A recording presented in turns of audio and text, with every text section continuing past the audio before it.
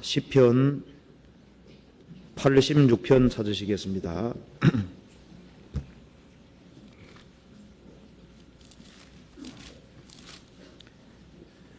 86편 1절부터 제가 읽어보겠습니다. 시편 86편입니다. 구약 864페이지입니다. 여호와여, 나는 곤고하고 궁핍하오니 귀를 기울여 내게 응답하소서.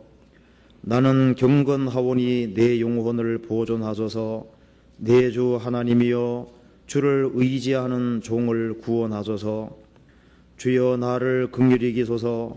내가 종리를 주께 부르짖나이다. 주여, 내 영혼이 주를 우러러보오니 주여, 내 영혼을 기쁘게 하소서. 주는 선하사 사유하기를 즐기시며 주께 부르짖는 자에게 인자함이 후하심이니이다. 여호와여, 나의 기도에 귀를 기울이시고 나의 간구하는 소리를 들어줘서 나의 환난 날에 내가 주께 부르짖으리니 주께서 내게 응답하시리이다. 주여, 신들 중에 주와 같은 자 없사오며 주의 행사와 같음도 없나이다.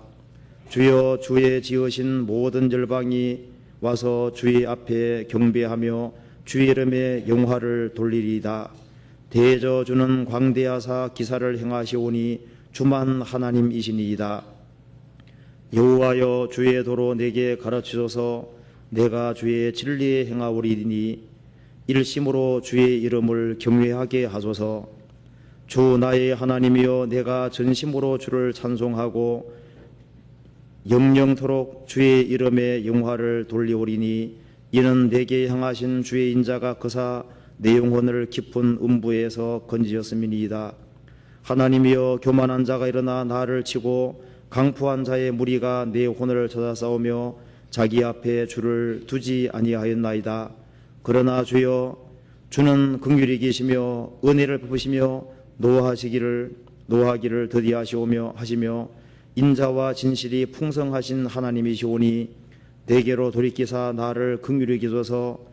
주의 종에게 힘을 주시고 주의 여종의 아들을 구원하소서. 은총의 표정을 내게 보이소서. 그러면 나를 미워하는 저희가 보고 부끄러워하오리니 여호와여, 주는 나를 돕고 위로하심이니이다. 거기까지입니다. 지금 공주에서 3차 수양회가 진행 중에 있습니다. 이번 자수에 7,450명 정도가 모여서 지금 말씀을 듣고 있습니다. 공주하고 대전에서 지금 모이고 있는데 공주에만 한 6,500명의 사람이 같이 모여서 말씀을 듣고 있습니다. 하기 수양회를 한 번씩 하면은 아주 많은 사람들이 구원을 받습니다. 저도 1차, 2차에 가서 이제 보면서 간혹 구원을 받지 못하고 가는 사람들이 드물게 있습니다. 참 그런 사람 보면 너무너무 안타깝습니다. 정말 이번 사수에는 한 사람도 빠짐없이 다 구원을 받아야 되겠습니다. 그리고 수양회를 하다 보면은 막판에 가면은 사람 마음이 아주 거의 다 바뀌거든요. 그 앵간히 강팍한 사람 아니면은 마음이 거의 다 바뀌고 구원을 받는 그런 일들이 있습니다. 그런데 구원을 받지 못하는 경우는 무신론에 관한 책을 평생 읽어왔다든가 이제 그런 사람은 막 잘못된 걸 너무 많이 가지고 있기 때문에 이제 그걸 이제 빼내다 보면은 시간 다 지나가는 거예요. 이제 그런 경우는 드문 경우고 대다수의 경우는 그 속에서 구원을 받습니다. 그리고 구원을 받지 못한 사람도 좋은 계기가 되어서 또 나중에 또 구원을 받습니다. 이번에도 귀한 역사가 있도록 같이 기도를 해야 되겠습니다. 오늘 시간에는 시편 86편을 중심으로 해서 한 그 그리스도인의 아주 간절한 기도가 소원이 여기에 나와 있습니다. 시편 86편은 아주 너무나도 많은 내용이 여기에 들어있기 때문에 이 내용을 자세하게 살펴보려면 너무나도 많은 시간이 필요할 수밖에 없습니다. 그런데 여기서 이 곤란을 당하고 있는 그 한 성도가 이 곤란을 어떻게 헤쳐나가는지 그걸 중심으로 해서 한번 그걸 포커스를 맞춰서 한번 말씀을 드려보도록 하겠습니다. 이 시편 86편이 쓰여진 배경을 잠깐 보면은 아주 곤란한 상황이라는 것을 알 수가 있습니다.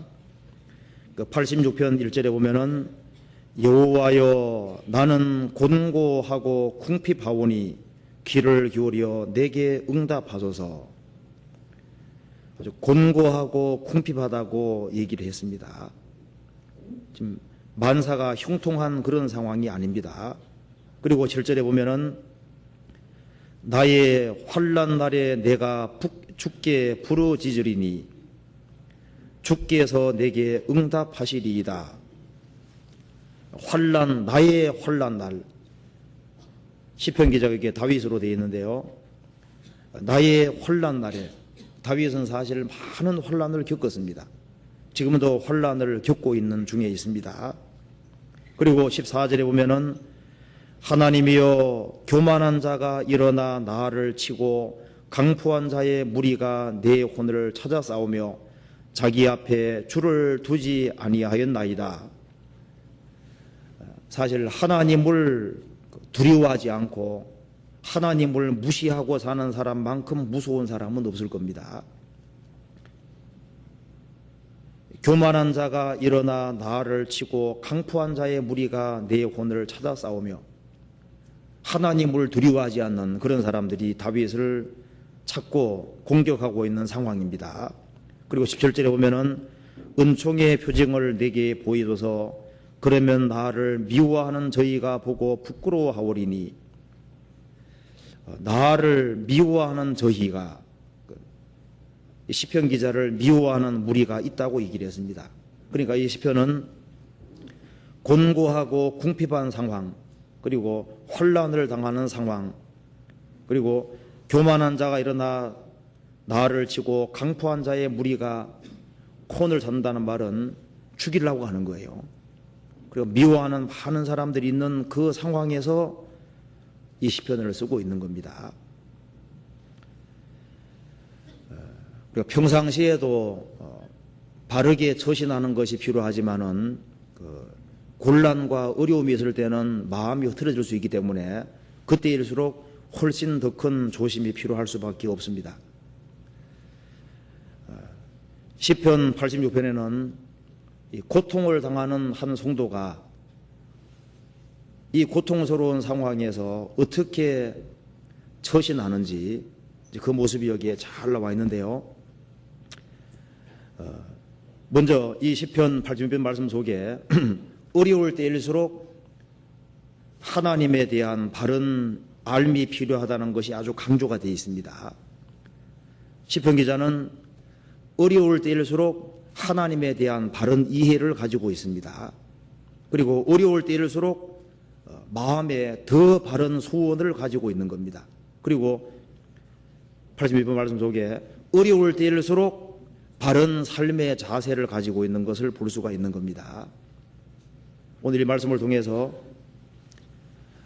고통과 어려움을 당할 때 어려울 때일수록 하나님에 대한 바른 알미 필요한데 시편 기자는 어려울 때일수록 하나님이 어떤 분인지를 상고하고 그 어려움을 헤쳐나가는 겁니다.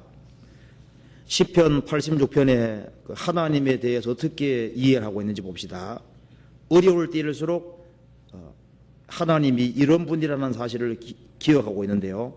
86편 5절에 보시겠습니다. 주는 선하사 사유하기를 즐기시며 주께 부르짖는 자에게 인자함이 후하심이니이다. 어려울 때일수록 주님은 선하다는 사실을 확고하게 붙잡고 있습니다. 그리고 어려움이 있을수록 또 붙잡고 있는 것이 있는데 10절에 대저 주는 광대하사 기사를 행하시오니 주만 하나님이시니이다. 어려울 때일수록 주님의 선하심과 주님의 광대하심을 기억하고 있습니다. 그리고 어려울 때일수록 16절에 내게로 돌이키사 나를 긍휼히 여기소서 주의 종에게 힘을, 여기 15절에 그러나 주여 주는 긍휼히 여기시며 은혜를 베푸시며 노하기를 더디하시오며 하시며 인자와 진실이 풍성하신 하나님이시오니 곤란과 어려움이 있을수록 인자와 진실이 풍성한 하신 하나님이라는 사실을 기억하고 그것을 붙잡고 있는 겁니다. 그리고 17절에는 은총의 표정을 내게 보이소서 그러면 나를 미워하는 저희가 보고 부끄러워하오리니 여호와여 주는 나를 돕고 위로하심이니이다. 나를 돕고 과거에도 도왔고 지금도 돕고 그리고 사람이 위로하지 않더라도 위로해 주시는 그 하나님을 상기를 하고 그 하나님을 붙잡고 있는 겁니다. 그러니까 어려울 때일수록 자신이 믿고 아는 하나님이 어떤 하나님인지를 다시 생각하고 그 하나님을 붙잡고 있는 겁니다. 그리고 어려움과 고통이 있을 때일수록 하나님 앞에 바른 마음의 소원을 가지고 있습니다. 어떤 소원 가지고 있는지 봅시다. 86편 2절에 나는 경건하오니 내 영혼을 보존하소서. 자기 영혼을 보존해달라고 기도하고 있습니다. 그리고 4절에는 주여 내 영혼이 주를 우러러보니 주여 내 영혼을 기쁘게 하소서. 내 영혼을 보존해 주시고 내 영혼을 기쁘게 하소서. 그리고 11절에는 여호와여 주의 도로 내게 가르치소서. 그리고 또 한 가지는 16절에 내게로 돌이키사 나를 긍휼히 여기소서 주의 종에게 힘을 주시고 17절에는 은총의 표징을 내게 보이소서. 그러니까 이런 극한 곤란과 어려움 가운데 시편 기자의 간절한 소원이 나와 있습니다. 내 영혼을 보존하소서. 내 영혼을 기쁘게 하소서. 이런 어려울 때일수록 주의 도로 내게 가르치소서. 그리고 이 말씀을 실행할 수 있도록 주의 종에게 힘을 주십시오. 그리고 이런 어려울 때일수록 주님이 나를 사랑하고 내가 하나님의 도움을 입고 있는 사람이라는 사실을 모든 사람이 볼 수 있도록 은총의 표징을 내게 보이소서. 그렇게 기도하고 있습니다. 그리고 시편 기자는 어려울 때일수록 마음가짐을 더 바르게 하고 있습니다. 어려울 때일수록 영혼이 주님을 우러러보고 주님을 자기 앞에 두고 그리고 일심으로 전심으로 주님을 붙잡고 주님께 의지하고 원망하는 것이 없이 마음속에 있는 모든 걸 주님께 터놓고 살아가는 그 사실이 잘 나와 있는 겁니다. 그래서 우리 오늘은 여기 세 가지를 한번 생각해 봅시다. 이 어려움이 있을 때, 정말 곤란 중에 있을 때 어떻게 우리가 이 곤란을 헤쳐나갈 거냐 하는 것에 대해서 하나님에 대한 바른 암, 이걸 알수록 환난과 역경을 이기는 데 도움이 될 겁니다. 그리고 어려울 때일수록 바른 마음의 소원을 가지는 것이 필요하겠고 어려울 때일수록 바른 마음의 자세, 바른 삶, 그런 것이 필요하겠습니다. 자, 먼저 이 곤란과 어려움이 있을 때 시편 기자가 하나님에 대해서 많은 것을 알고 있지만 특별히 붙잡고 있는 것이 있습니다. 86편 5절에 보시겠습니다. 5절 같이 읽어보겠습니다. 주는 선하사 사유하기를 즐기시며 주께 부르짖는 자에게 인자함이 후하심이니이다. 자, 곤란 중에서 제일 먼저 확고하게 붙잡고 있는 사실이 있습니다. 주는 선하사. 자, 주님은 선하신 분이다. 이 사실을 붙잡고 있습니다. 주는 선하사 사유하기를 용서하기를 즐기시며 주께 부르짖는 자에게 인자함이 후하심이니이다. 주님은 선하다. 이 사실을 붙잡고 있습니다. 그는 선하시며 그 인자하심이 영원하미로다. 우리가 살아가는 가운데 악한 자가 더 잘 돼가는 것처럼 보일 수도 있습니다. 의인이 더 큰 고통을 받는 것처럼 보일 수도 있습니다. 그럼에도 불구하고 선하신 하나님이 계시고, 하나님은 본질 자체가 원래부터 선하고 하나님은 개선될 필요가 없는 겁니다. 과거에도 선하셨고 지금도 선하시고 앞으로도 영원히 선합니다. 하나님은 더 선해질 필요가 없는 분입니다. 하나님의 선하심은 변할 수가 없습니다. 사람은 통제를 받아야만 선해질 수 있습니다. 근데 하나님은 아무의 통제 없이 원래부터 선하신 분입니다.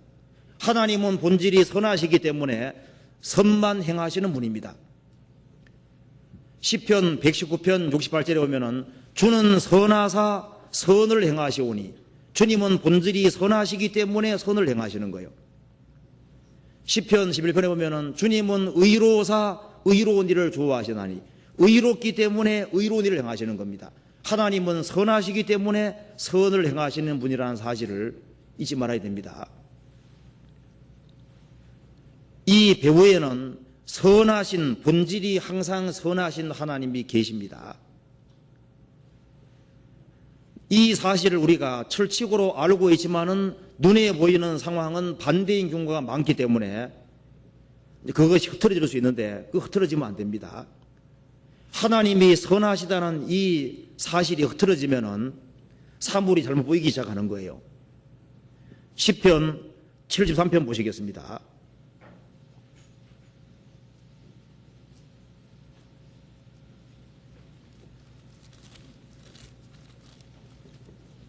1절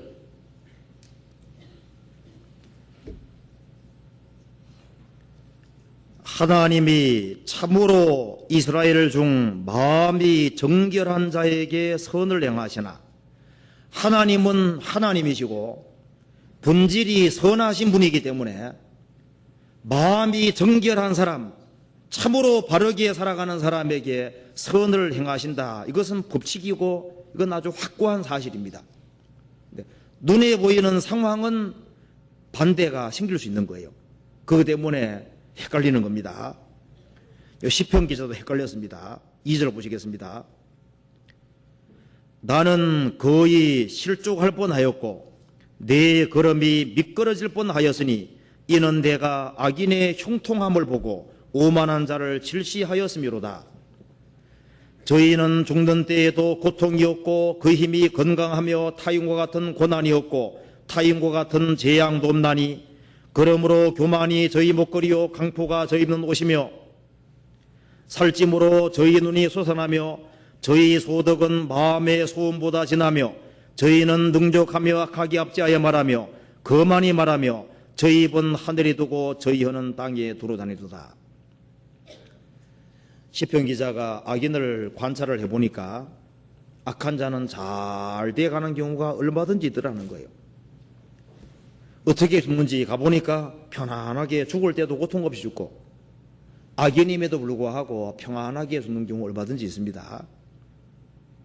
그리고 악인임에도 불구하고 아주 건강하고 고난도 없고 자기가 마음에 원하는 것보다 더 많은 것을 얻을 수 있고, 그리고 얼마나 많이 먹었는지 눈은 막 솟아나고 자기 마음에 원하는 것보다 더 잘된 일이 잘 되고, 막 남을 막 능욕하고 악하게 압제해 말하고 거만히 말하고 막 혀로 온갖 말을 해도 멀쩡하더라, 그 말입니다. 12절 볼지어다 이들은 악인이라 항상 평안하고 재물은 더하도다. 내가 내 마음을 정히 깨끗이 하며 내 손을 씻어 무지하다한 것이 실로 헛되도다. 나는 종일 재앙을 당하며 아침마다 징책을 보아도다. 시편 기자는 경건한 사람인데 종일 재앙을 당하고 아침마다 징책을 보아도다. 곤란에 곤란이 계속 오는 거예요. 자, 하나님은 선하신 분인데 왜 이런 일이 있을 수 있을까? 이것 때문에 고민이 생겼습니다.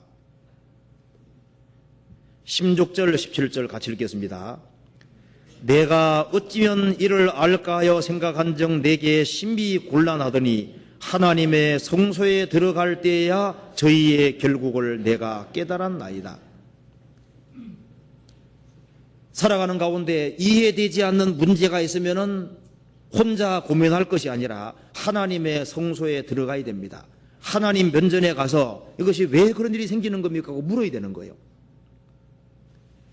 자녀가 해결할 수 없는 문제가 있으면 얼른 어머니에게 달려가야 되는 것처럼 우리 머리로 이해할 수 없는 것들이 많이 있습니다. 그 이해되지 않는 것을 스스로 고민할 것이 아니라 하나님 앞에 가져가서 하나님께 물어야 되는 거예요. 그때 하나님께서 시편 기자에게 깨닫게 도와주셨습니다. 아, 나는 지금 훈련병으로 있구나. 그걸 시편 기자가 알게 된 겁니다. 이 7, 80의 짧은 생은 그리스도인들이 훈련받는 훈련의 장이구나. 그걸 알았습니다.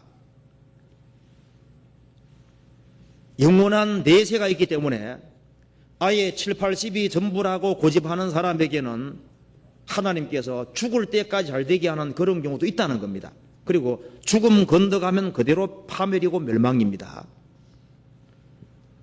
영원한 내세가 있고 영원한 축복이 기다리고 있기 때문에 그리스도인들에게 주님께서 더 좋은 것을 주시기 위해서 주님을 더 깨닫게 하고 더 영광스럽게 하기 위해서 고난을 줄 수 있다는 사실을 깨달은 겁니다. 18절에 주께서 참으로 저희를 미끄러운 곳에 두시며 파멸에 던지시니 저희가 어찌 그리 졸지에 황폐되었는가 놀람으로 전멸하였나이다. 주여 사람이 깬 후에는 꿈을 무시함같이 주께서 깨신 후에 저희 형상을 멸시하시리이다. 24절 25절 같이 읽겠습니다. 주의 교훈으로 나를 인도하시고 후에는 영광으로 나를 영접하시리니 하늘에서는 주 외에 누가 내게 있으리요 땅에서는 주밖에 나의 사모할 자 없나이다. 자, 꿈속에서는 반대가 되는 경우 얼마든지 있습니다. 영원한 내세에 비하면 7, 80은 짧은 꿈에 불과한 거예요. 이제 죽음 건너가면 그때부터가 영원한 현실입니다. 자, 이 영원한 내세 앞에서 7, 80은 잠깐 꿈에 불과한 거예요. 그래서 악인은 잠깐 형통할지라도 죽음 건너가면 행한 대로 파멸을 당합니다. 시편 기자는 나는 주님께 구별된 사람으로서 훈련병이구나. 그리고 주의 교훈으로 나를 인도하고 살아있는 군대이면은 몇 년 동안 이제 이 군대의 교훈 속에 들어가는 거예요. 대학 입학하면은 4년 동안 대학의 커리큘럼 따라서 훈련을 받아야 되는 겁니다. 그것처럼 구원받은 사람은 구원받은 그때부터 주님 앞에 갈 때까지 훈련병으로 있는 겁니다. 훈련병은 고생 같은 거 많이 하잖아요. 구원받은 사람에게는 주님께서 더 선한 뜻, 높은 뜻이 있기 때문에 고난과 환난을 줄 수 있다는 사실을 확실히 깨달아서 마음속에 문제가 해결이 된 겁니다. 그래서 사람이 진리 가운데 행하는 한 선하신 하나님이 계시기 때문에 자기 인생을 돌이켜보면은 주님은 모든 것이 합력이 되게 해서 내 구원을 이루셨구나. 그것을 알게 되고 선하신 하나님이 나를 선하게 대하셨고 선을 이루셨다는 사실을 알게 되는 겁니다.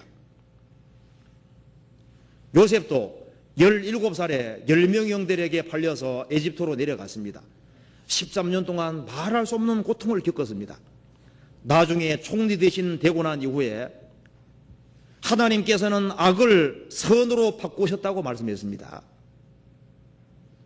선하신 하나님이 배후에 계시기 때문에 진리를 붙잡고 진리 가운데 살아가는 사람, 그 사람에게는 하나님께서 모든 것이 어우러져서 선하신 하나님의 뜻을 이루고 더 차원 높은 선을 이루도록 하나님께서 하시는 겁니다. 로마서 8장 보시겠습니다.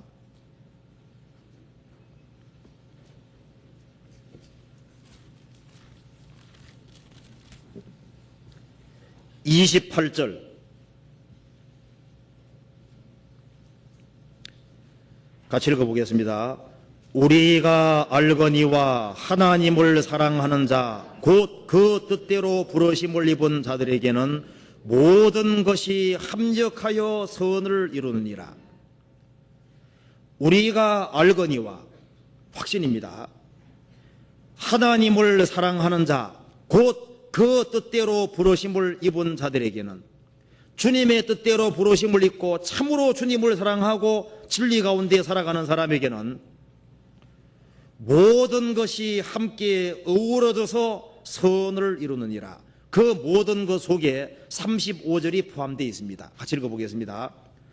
누가 우리를 그리스도의 사랑에서 끊으리요? 환난이나 곤고나 핍박이나 기근이나 적신이나 위험이나 칼이랴. 모든 것 속에는 환난도 포함됩니다. 이 곤고 속에 질병도 포함되어 있습니다. 핍박, 기근, 적신, 벌거벗음, 위험이 칼이랴.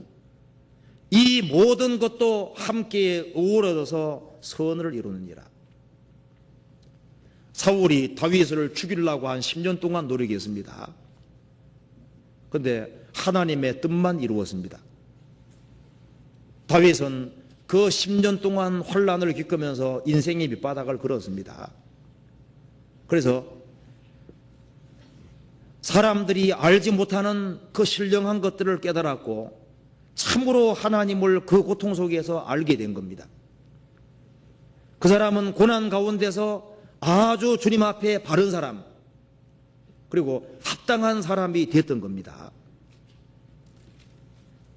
이게 시편 86편의 기자는 곤란한 가운데서 주님은 선하시기 때문에 선만 행하신다. 내가 진리 가운데 선 가운데 있는 한에는 하나님께서는 보이지 않는 선을 이룬다는 사실을 아주 확고하게 믿고 있는 겁니다. 그리고 시편 다시 한번 보시겠습니다. 86편에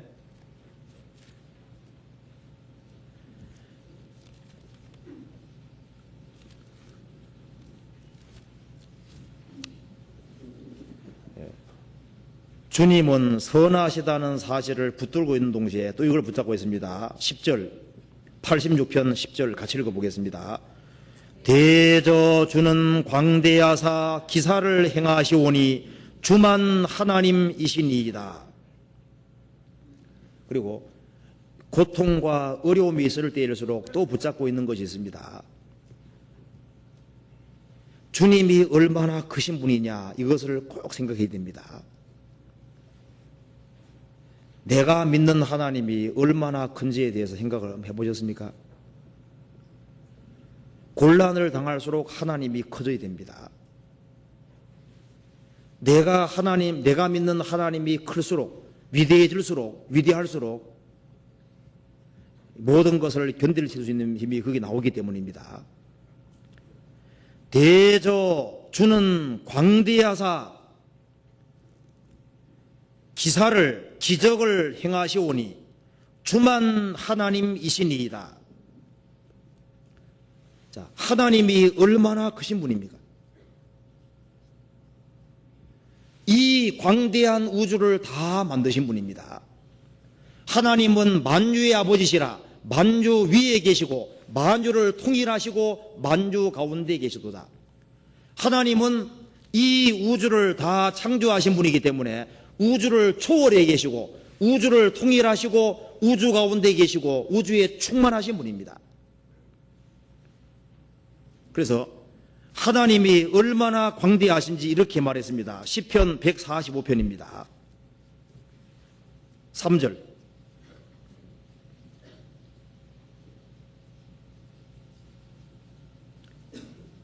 (145편) 3절입니다. 여호와는 광대하시니 크게 찬양할 것이라.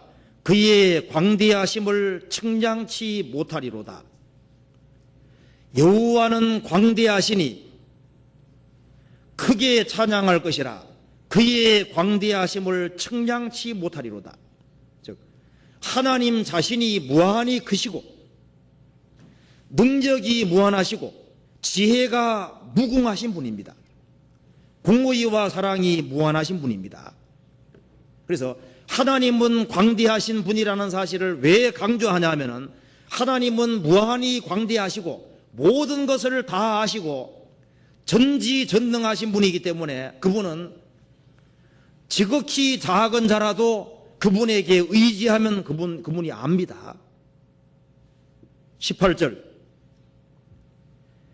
여호와께서는 자기에게 간구하는 모든 자 곧 진실하게 간구하는 모든 자에게 가까이 하시는도다. 저는 자기를 경외하는 자의 소원을 이루시며 또 저희 부르짖음을 들어서 구원하시리로다. 여호와께서 자기를 사랑하는 자는 다 보호하시고 악인은 다 멸하시리로다. 하나님은 광대하시고 새로 알아야 될 것이 없고 모든 것을 항상 아시는 분입니다. 그렇기 때문에 아무리 낮고 천한 자라 할지라도 주님께 나와서 간구한다면 그 간구하는 모든 자, 진실하게 간구하는 모든 자에 가까이 하십니다. 그리고 자기를 사랑하는 자는 다 보존해 주십니다. 그리고 악인은 다 하시기 때문에 한 사람도 남김없이 다 멸망하도록 되어 있어요. 왜냐하면 그분은 광대하시기 때문입니다. 자, 하나님은 광대하시기만 한 것이 아니죠. 가장 세심하신 분입니다. 너희에게는 머리털까지 다 세신 바 되었다. 머리털까지 다 세신다는 것은 뭐예요? 머리털 하나 빠져도 별 문제 아니지 않습니까? 우리가 별로 관심 기울이지 아니하는 그 지극히 작은 거, 그것도 주님 다 세고 있는 거예요. 오늘 머리 감다가 머리카락 몇 개 빠졌구나, 그 하나님 다 세고 있다 그러잖아요. 하물며 그런데 내 사정을 모를 리가 없습니다. 다윗은 이 사실을 강조하였습니다. 주님은 광대하시다. 광대하시고 내가 아무리 비참한 처지에 있다고 할지라도 그분은 기사를 행하고 내가 완전히 고뇌에 몰렸다고 할지라도 거기에서 건져줄 수 있는 능력이 있는 분이라는 사실을 알고 있는 겁니다. 천지를 창조하신 하나님, 천지를 운행하시는 하나님입니다. 애굽에서 가나안까지 기적을 행하신 분이잖아요. 예수님을 죽은 자 가운데 살리신 분입니다. 내가 아무리 고뇌에 몰린다고 할지라도 주님은 거기에서 건질 수 있는 능력이 있는 분인 것을 알고 있는 거예요. 아브라함도 하나님은 없는 것을 있는 것 같이 부르신 이시로다. 하나님은 무에서 유를 창조하신 분입니다. 없는 것을 있는 것 같이 부르시는 분입니다. 그래서 하나님의 광대하심과 전능하심을 안다면 우리는 그분에게 기댈 수 있는 겁니다. 성경 로마서 4장을 찾아보시겠습니다.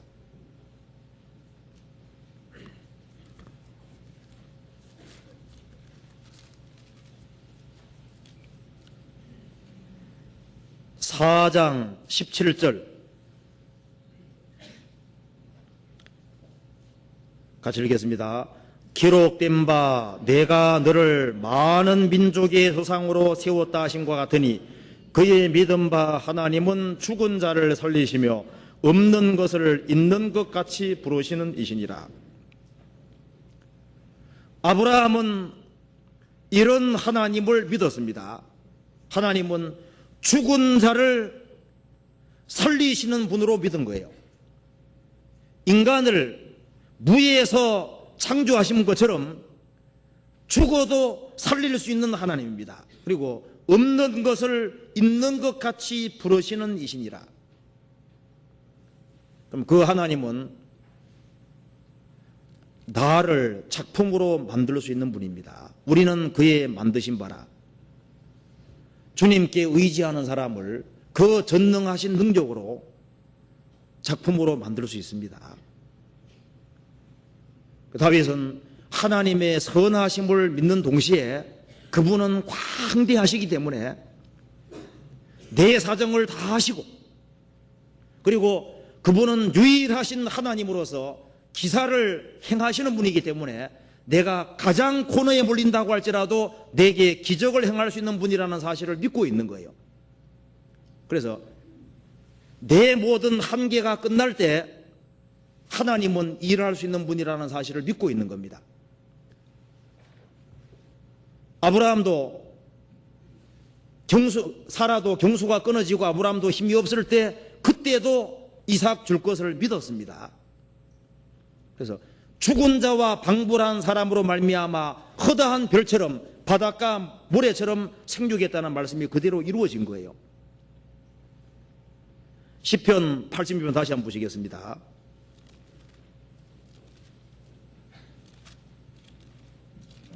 (86편에)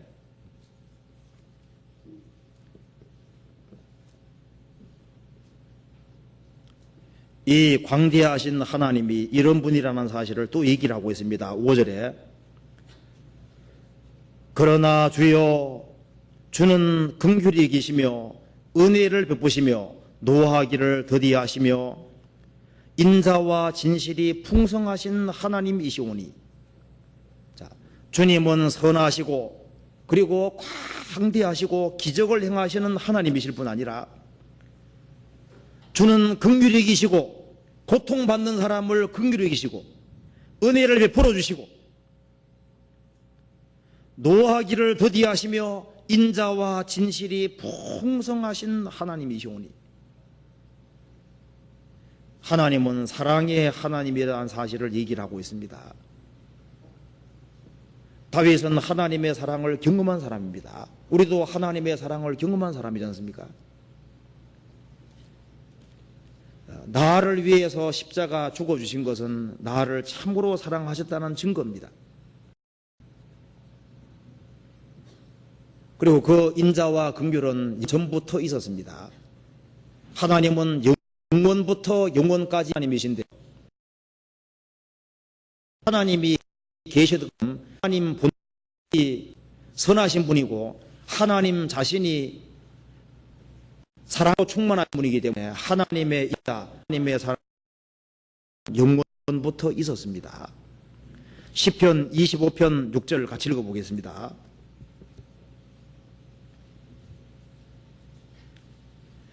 (25편 6절) 여호와여 주의 긍휼하심과 인자하심이 영원부터 있었사오니 주여 이것을 기억하옵소서. 여호와여 주의 긍휼하심과 인자하심이 영원부터 있었사오니. 하나님이 영원부터 계셨는데 그 하나님의 인자 긍휼과 인자하심도 영원부터 있었습니다. 그래서 하나님은 은혜와 사랑으로 풍성하신 하나님입니다. 다윗은 하나님의 은혜와 사랑을 경험한 사람입니다. 그래서 자격이 없을지라도 하나님은 은혜 풀어주시는 분이라는 사실을 알고 있고 어려울 때일수록 그 은혜의 하나님, 그 사랑의 하나님을 붙잡고 있는 겁니다. 모든 은혜의 하나님 곧 그리스도 안에서 너희를 부르사 자기의 영원한 영광에 들어가게 하신 이가 잠깐 고난을 받은 너희를 친히 온전케 하시며 굳게 하시며 강하게 하시며 들을 경고케 하시리라. 우리를 부르신 것도 은혜입니다. 우리를 영원한 영광에 들어가게 하시는 것도 은혜입니다.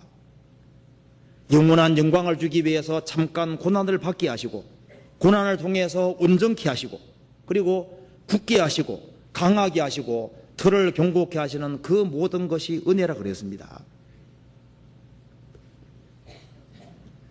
그래서 이 시편 기자는 하나님의 선하심과 그리고 광대하심을 믿는 동시에 그 광대하신 하나님이 주님께 의지하고 기대하는 사람에게 은혜를 내려주시고 사랑을 내려주시는 분이라는 사실을 알고 있는 겁니다. 그리고 사람이 그리스도인으로서 고통을 받을수록 주님께서는 더 위로해 주시는 분이라는 사실을 믿고 있는 거지 않습니까? 시편 86편 17절입니다. 은총의 표징을 내게 보이소서. 그러면 나를 미워하는 저희가 보고 부끄러워하오리니 여호와여 주는 나를 돕고 위로하심이니이다. 우리에게 언제 주님의 도우심과 위로가 더 필요하냐 하면은 7절에 말한 대로 나의 환난 날에, 우리가 환난을 당할 때, 곤란을 당할 때, 어려움을 당할 때, 사람이 도와줄 수 없을 때 하나님의 도움이 필요합니다. 그리고 어려울 때일수록 하나님의 위로하심이 필요한데, 다윗이 믿고 아는 하나님은 내가 고난을 받을 때 고난으로 끝나는 것이 아니라 고난을 잘 통과하면 그 속에서 하나님의 위로가 있다는 사실도 믿고 아는 겁니다. 위로의 하나님이시기 때문에 나를 위로해 달라고 얘기를 하고 또 실제로 위로한다고 말을 하고 있습니다. 고린도후서 1장 보시겠습니다.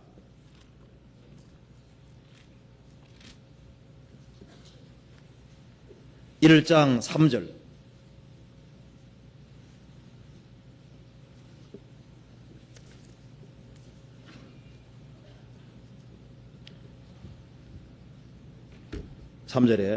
찬송하리로다. 그는 우리 주 예수 그리스도의 하나님이시요 자비의 아버지시요 모든 위로의 하나님이시며 우리의 모든 환난 중의 소리를 위로하사 우리로 하여금 하나님께 받는 위로로서 모든 환난 중에 있는 자들을 능히 위로하게 하시는 이시로다. 우리가 믿고 아는 하나님은 모든 위로의 하나님이시며 모든 위로는 하나님이 가지고 계십니다. 자, 하나님은 구원의 하나님이다. 무슨 뜻입니까? 구원은 하나님이 가지고 계신 거예요. 진리의 하나님이라 할 때 그것은 진리는 다 하나님께 속한 겁니다. 소망의 하나님, 참된 소망은 다 하나님이 가지고 계시는 거예요. 평강의 하나님 하면은 평강은 하나님이 가지고 계시는 겁니다. 위로는 하나님께 속한 겁니다.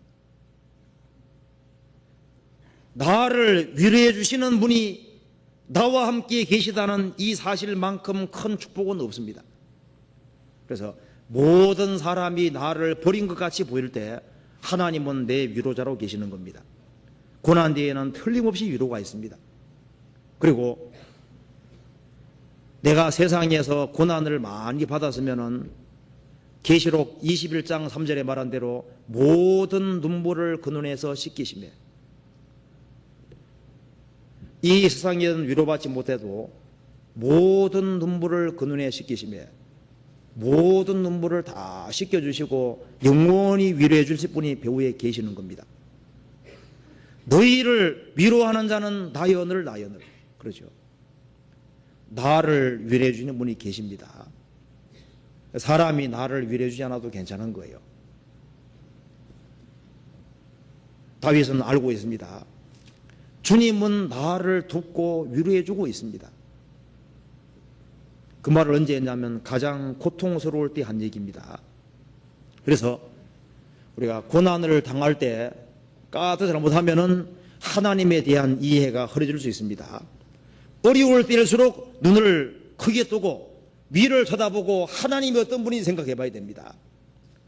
선하신 하나님이 배후에 계시느냐, 광대하신 하나님, 모든 것을 다 하시는 그 하나님이 배후에 계시느냐, 그분은 자기를 향하는 사람에게 참으로 은혜 푸시는 분이냐, 정말 위로해 주시고 도와주시는 분이냐, 그분이 계신 것이 사실이라면은 우리가 그 사실을 통해서 큰 위로를 받을 수 있습니다.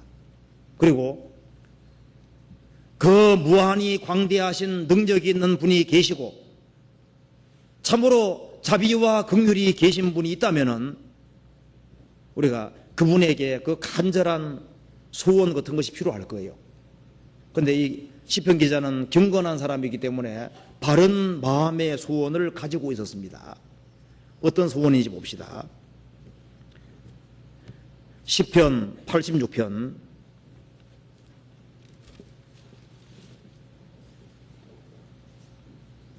12절 보시겠습니다.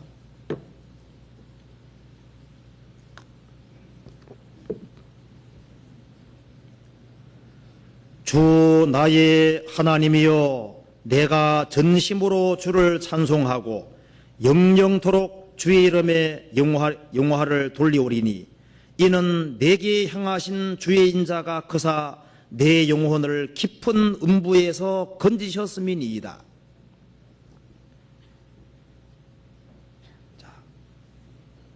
내게 향하신 주의 인자 사랑이 크사 내 영혼을 깊은 음부에서 건지셨음이니이다.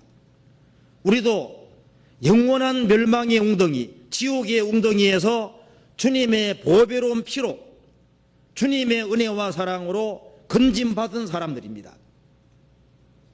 그래서 지옥에서 건짐받은 사람, 영원한 멸망에서 참으로 건짐받은 사람은 곤란과 어려움을 당할 때 세상 사람들이 알지 못하는 그런 소원을 가지게 되는 겁니다. 어떤 소원인지 봅시다. 여기에 뭘 원했는지 봅시다. 2절에 나는 경건하오니 내 영혼을 보존하소서. 내 주 하나님이여, 주의 주를 의지하는 종을 구원하소서. 여기에 나는 경건하오니, 일본 밑에 뭐라고 했습니까? 주께서 은혜를 주신 자니. 그러죠. 우리도 주님께 은혜를 받은 사람입니다. 나는 경건하오니 내 영혼을 보존하소서. 구원받은 사람의 영혼이 보존될 거냐 보존되지 않을 거냐, 이건 아주 중요한 문제입니다. 우리가 확실히 아는 것은 한 사람이 구원함을 얻으면, 신약시대 때요, 구원함을 얻은 영혼, 그 영혼은 영원히 보존된다는 사실을 확실하게 믿습니다. 저도 구원을 받았을 때 구원받은 사람 영혼은 절대 잃어지지 않는다, 그 사실을 성경으로 확인하고 발견했을 때 영혼에 아주 큰 깊은 그 감동 같은 거 있었습니다. 죄 사함을 얻은 사람 속에 성령이 들어오시고, 한 번 성령이 들어오시면 다시 나갈 수가 없지 않습니까? 보종으로 들어오시게 되면 나갈 수가 없는 겁니다. 그래서 구원받은 사람의 영혼은 보존된다, 이 사실을 확실하게 깨달았을 때, 내 구원받은 영혼이 보존된다는 사실을 확실하게 할 때 그게 영혼에 큰 평안과 위안이 있고, 그리고 혹시 넘어질 때도 다시 일어나게 되는 겁니다. 영혼이 보존된다는 사실을 알면 그것이 삶에 큰 힘과 영향을 미칩니다. 그리고 병중에 어떤 곤란 중에 있다 할지라도 내 영혼은 영원히 보존된다, 그걸 알면 다 이겨나갈 수 있도록 되는 겁니다. 제가 한번 읽어드리겠습니다. 어떤 분이 얘기했는데요, 당신이 만약에 은혜로 구원을 받았다는 사실이 죄를 조장하는 것이라고 생각한다면 당신은 은혜를 바로 이해하지 못하고 있는 것이다. 참으로 하나님 은혜를 깨닫고 그도 성령의 도우심으로 확실히 깨달은 사람은, 그 은혜를 참으로 깨달은 사람은 그 은혜가 죄를 몰아냅니다. 그래서 주님의 은혜가 죄를 조장한다고 생각한다면 은혜를 참으로 못 깨달은 것이 아니냐 생각해 봐야 된다고 말입니다. 부모가 나를 참으로 사랑한다는 사실을 확실히 깨달았으면 그 자녀는 부모에게 악을 행하려고 하지 않을 겁니다. 그렇지 않을까요? 그리고 또 한 분이 얘기하기를요, 예수 그리스도 안에 있는 영원한 보증을 깨닫는 것보다 성결한 삶을 북돋아 주는 것은 없다. 그래서 내 영혼이 보존된다는 사실을 알면 알수록 그 사람은 진리 가운데 살기를 갈망하게 될 거라고 얘기를 하고 있는 겁니다. 물론 성경도 그렇게 말을 하고 있습니다. 욥이 말한 거 한번 찾아봅시다. 욥기 10장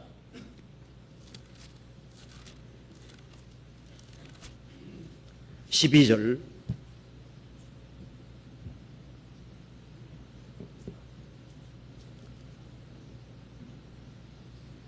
생명과 은혜를 내게 주시고 곤고하심으로 내 영을 지키셨나이다. 욥이 한 말입니다. 주님은 내게 생명과 은혜를 주셨습니다. 그리고 나를 돌보심으로 내 영을 지키셨나이다. 욥의 영혼이 잃어지지 않도록 지키신 분은 하나님입니다. 시편 66편 찾아보시겠습니다. 66편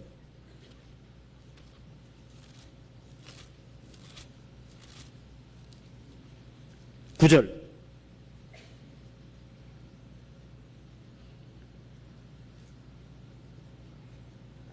그는 우리 영혼을 살려두시고 우리의 실족함을 허락지 아니하시는 주시로다. 하나님이여 주께 소리를 시험하시되 우리를 단련하시기를 은을 단련함 같게 하셨으며 같이 하셨으며, 이 말씀 보면은 하나님은 우리 영혼을 살려두시고 우리의 실족함을 허락지 아니하시는 주시로다. 하나님께서는 구원받은 사람 영혼은 살려두시고 그 사람이 실족하지 않도록 지켜주시면서 단련은 시킨다는 거예요. 하나님은 단련은 시키시되 영혼이 실족하는 건 허락하지 않습니다. 구원받은 사람 영혼은 하나님이 지키십니다. 요한복음 10장 보시겠습니다.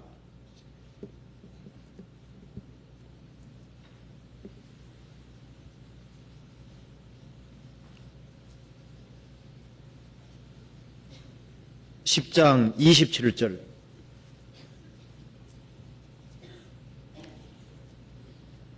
내 양은 내 음성을 들으며 나는 저희를 알며 저희는 나를 따르느니라.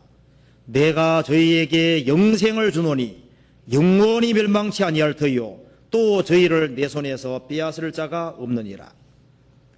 주님이 영생을 주신 사람, 그 사람은 영원히 멸망하지 않습니다. 그리고 그 사람 영혼은 주님께서 보존해 주십니다. 요한복음 17장 보시겠습니다. 17장 11절에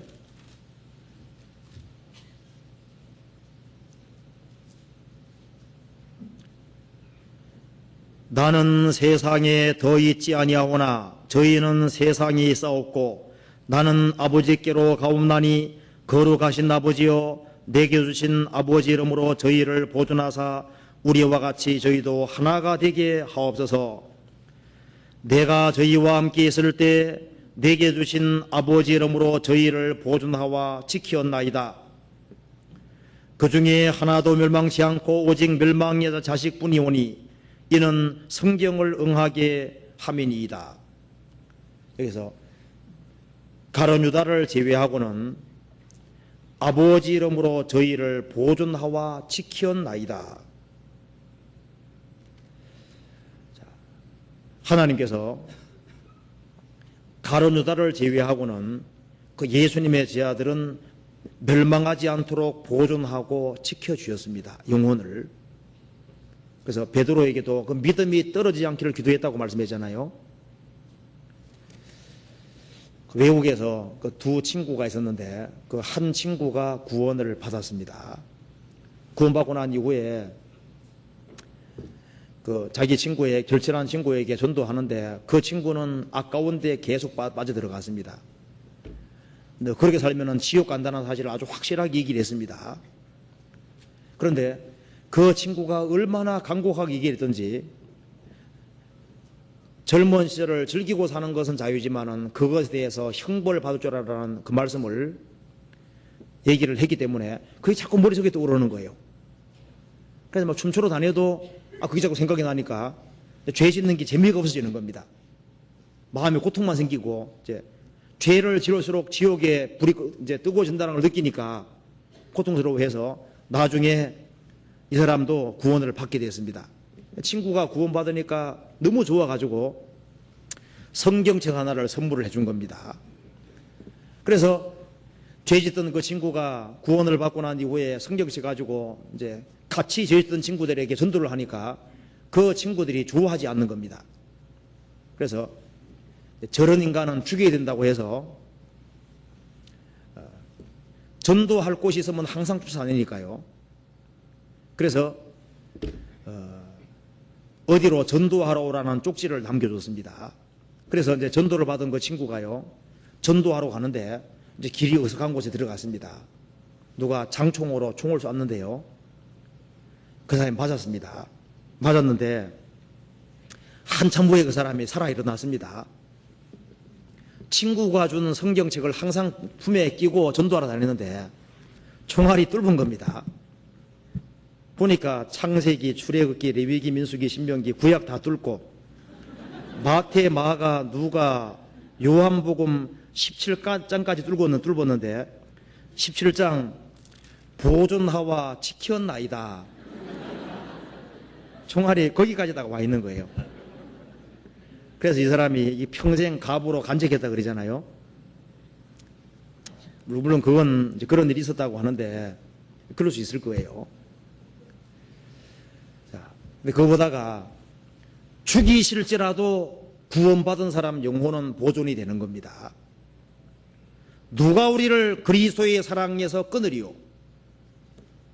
주님께서 구원해 주신 사람, 그 사람의 생명은 주님의 생명의 싸개 속에 감춰져 있기 때문에 누가 뺏어갈 수가 없는 겁니다. 요한일서 5장에서는 악한 자 마귀가 만지지도 못한다고 되어 있습니다. 구원받은 사람의 영혼은 생명의 싸개 속에 보존되어 있는 겁니다.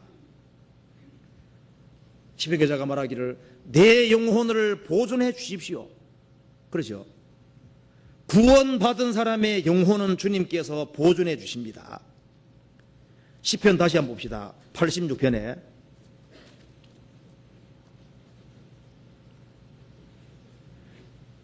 4절에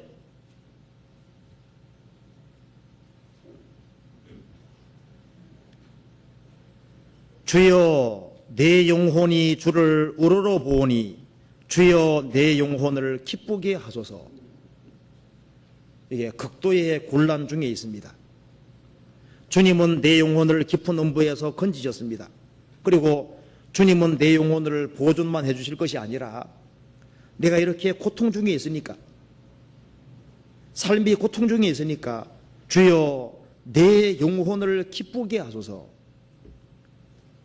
영혼의 기쁨이 있으면 모든 것을 다 견딜 수가 있잖아요. 내 영혼을 기쁘게 하소서. 구원함을 얻을 때 영혼의 기쁨이 왔습니다. 예수를 너희가 보지 못하였으나 사랑하는도다. 이제도 보지 못하나 믿고 말할 수 없는 영광스러운 즐거움으로 즐거워하니 기뻐하니 믿음의 결국 곧 영혼의 구원을 받음이라. 영혼이 구원함을 얻었을 때 영혼의 기쁨이 있었습니다.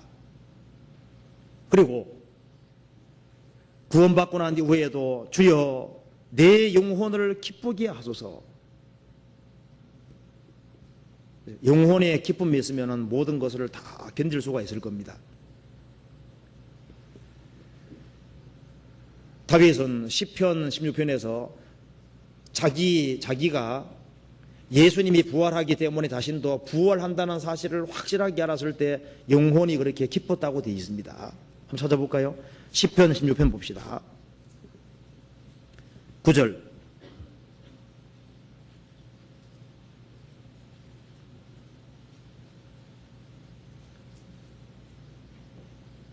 이러므로 내 마음이 기쁘고 내 영광도 즐거워하며 내 육체도 안전히 거하리니 이는 내 영혼을 음부에 버리지 아니하시며 주의 거룩한 자로 썩지 않게 하실 것임이니이다.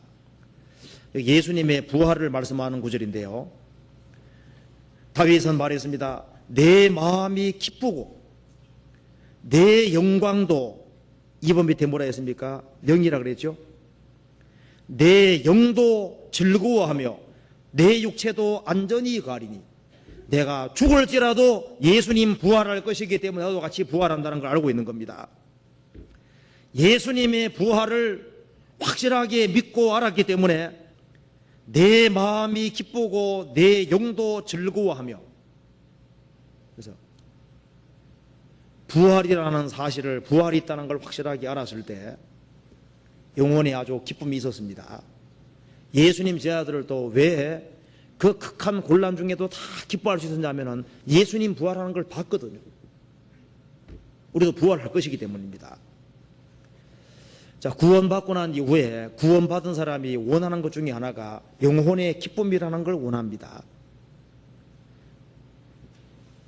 영혼의 기쁨이라는 것이 없으면은 세상으로 가게 될 수도 있습니다. 영혼의 기쁨이 없으면은 세상 것을 추구하고 세상의 즐거움을 추구할 것입니다. 그렇기 때문에 영혼의 기쁨이라는 것이 필요한 거예요. 성령이 역사할 때 성령의 역사로 기쁨이라는 게 생기는 겁니다. 데살로니가전서 1장 6절에 보면은 성령의 기쁨이란 말이 나와 있습니다. 성령이 내게 역사하실 때 내 영혼 속에 기쁨이라는 게 생기는 겁니다. 그리고 하나님의 말씀이 내 영혼 속에 들어올 때 그 하나님의 말씀이 내 영혼을 기쁘게 하는 겁니다. 그렇죠? 그러니까 말씀이 깨달아지고 말씀이 자기 영혼 속에 귀점만 때릴 것이 아니라 그 말씀이 내 영혼 속에 역사하면은 영혼에 큰 기쁨이 생기는 거예요. 예레미야 15장 찾아보시겠습니다.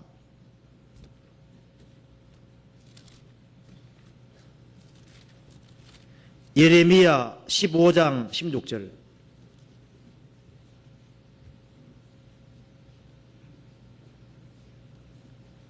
(15장 16절)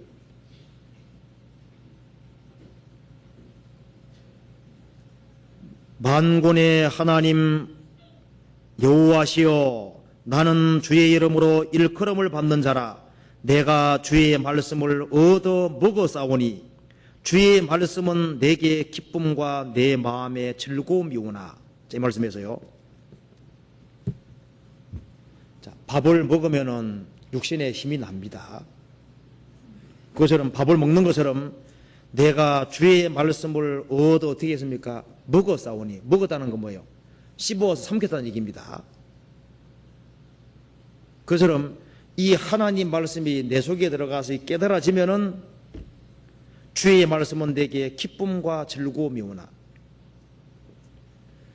밥을 먹으면 힘이 나는 것이 사실인 것처럼 하나님 말씀이 영혼 속에 들어가면은 그 말씀이 내게 실제로 힘이 되고 내게 기쁨이 됩니다. 그렇잖아요. 그리고 주님이 얼굴을 들어서 내게 비추실 때, 즉 주님의 말씀의 빛이 내 영혼 속을 비추실 때 그때 마음에 기쁨이라는 게 생기는 거예요. 그것은 우리가 교제 자리에서 성도같이 친밀하게 교제하는 자리에서 그 하나님 말씀이 자기 영혼 속에 들어올 수도 있습니다. 그리고 학위 수양회에서 또 그런 걸 경험할 수도 있겠죠.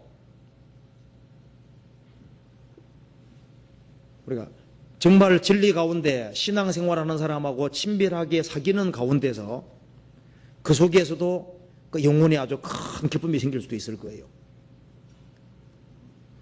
주님이 얼굴을 들어서 내게 비춰주실 때, 주님이 내 영혼을 열어주실 때 그때 영혼 속에 말씀이 깨달아지고 주님의 도우심이 깨달아지면은 그 속에서 영혼의 기쁨이라는 게 생기는 겁니다. 그리고 물론 죄를 지으면 영혼의 기쁨이 깨져버립니다. 그래서 저희들이 죄 가운데 살아가면서 영혼이 기쁘다, 그것은 거짓말입니다.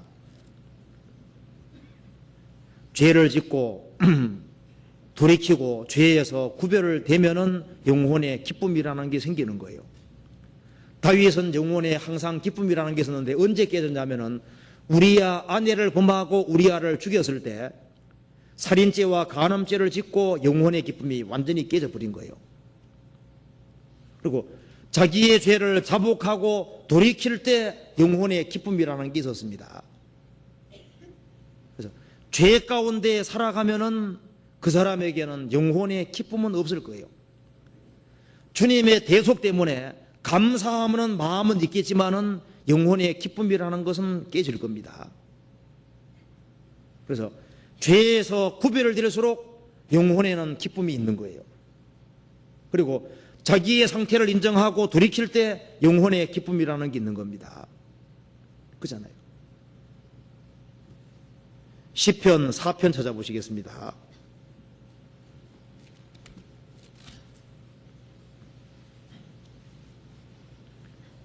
6절.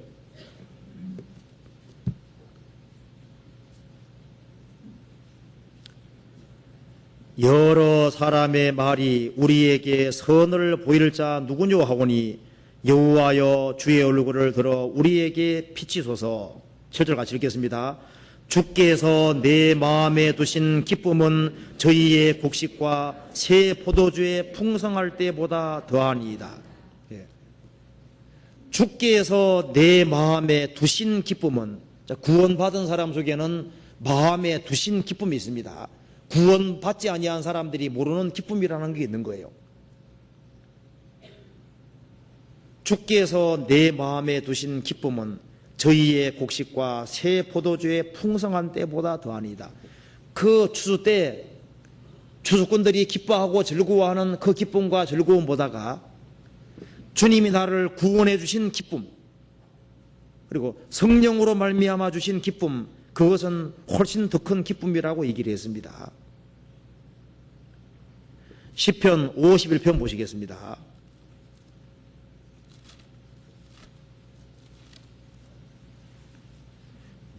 51편 12절.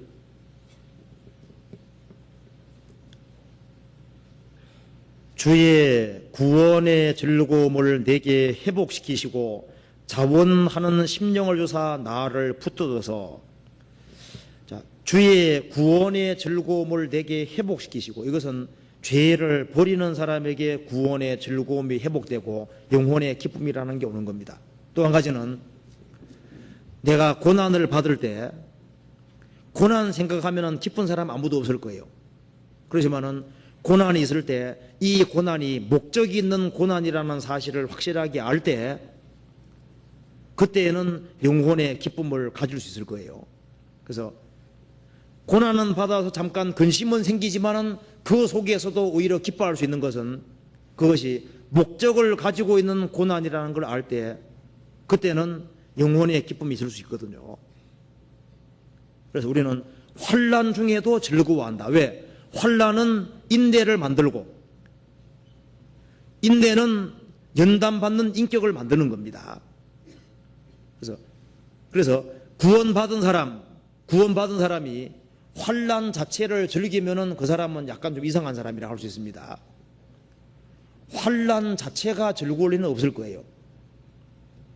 환난은 고통스럽지만은 그 환난을 통해서 주어지는 좋은 결과가 있기 때문에 그것을 생각하고, 그 환난 중에도 주님이 함께한다는 사실을 알기 때문에 그것 때문에 기뻐하고 즐거워하는 겁니다. 그래서 사도 바울 같은 사람이 감옥에 잡혀 들어갔을 때 그 속에서도 찬송할 수 있었다는 것은, 육신은 고통스러웠지만은 뭐가 있었습니까? 육신은 칙칙을 맞았지만은 그 속에 영혼의 기쁨이라는 게 있었기 때문입니다.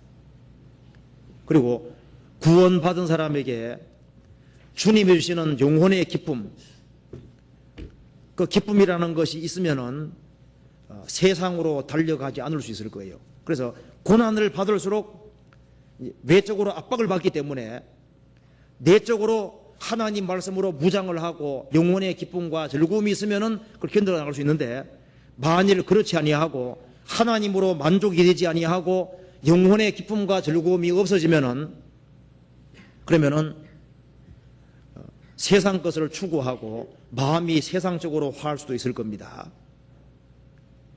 그래서 다윗은 곤란이 있을 때, 주님 내 영혼을 보존해 줄 뿐 아니라 내 영혼을 기쁘게 해 주십시오. 내가 주님을 우러러 보오니 주님 내 영혼에게 기쁨을 주십시오. 그렇게 기도를 했습니다. 그래서 우리가 눈을 들어서 주님을 볼 때 주님 살아계신 걸 알고 나를 위해 영원한 천국이 준비되는 걸 알고 내가 지금 고난을 받지만은 이 고난이 목적이 있는 고난이라는 걸 알 때 영혼의 기쁨이 있고 이것을 능히 견딜 수가 있는 겁니다. 그리고 다시 한번 봅시다. 시편 86편에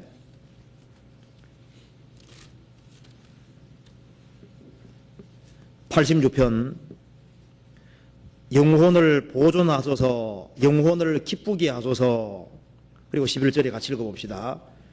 여호와여 주의 도로 내게 가르치소서. 내가 주의 진리에 행하오리니 일심으로 주의 이름을 경외하게 하소서. 여기에 평상시에도 주의 도를 알고 주의 도에 행하는 것이 필요한데 사람이 곤란과 어려움을 당하면은 자기의 곤란만 보이지 주님 말씀을 잊어먹을 수가 있거든요. 자기 수단 방법으로 할 수도 있거든요. 그렇기 때문에 곤란과 어려움과 고통이 있을 때일수록 이 기도가 필요한 겁니다. 어려울 때일수록 여호와여 주의 도로 내게 가르치소. 내게 이 어려울 때일수록 내가 어떤 말씀을 붙잡고 살아야 될지 주님 말씀을 내게 보여주십시오. 내가 주의 진리에 행하오리니 일심으로 주의 이름을 경외하게 하소서. 사람 마음이 육신적으로 곤란과 어려움을 당할 때 흐트러지는 겁니다. 흐트러지는 거예요. 주의 도로 내게 가르치소서. 구원받고 난 이후에 창세기부터 요한계시록까지를 전체적으로 읽는 것이 필요합니다.